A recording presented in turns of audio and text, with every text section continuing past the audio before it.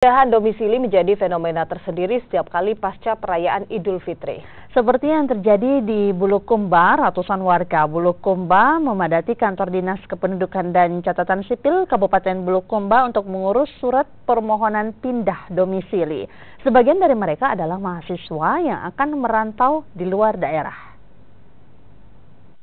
Seperti inilah suasana di kantor Dinas Kependudukan dan Catatan Sipil Kabupaten Bulukumba. Ratusan warga Bulukumba sibuk melakukan pengurusan permohonan perpindahan domisili.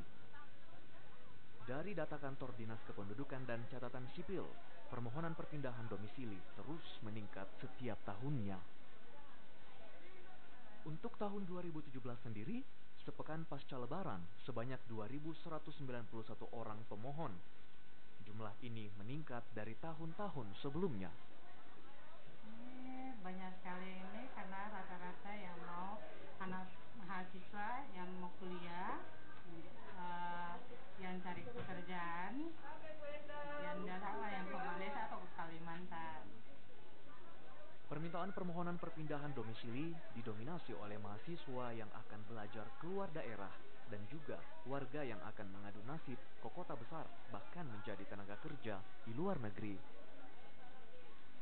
Beberapa kota tujuan para pemohon, diantaranya Kota Makassar, Pulau Jawa, Papua, Kalimantan, hingga Malaysia dan Arab Saudi. Eno Mahyudin, Kompas TV Bulukumba, Sulawesi Selatan.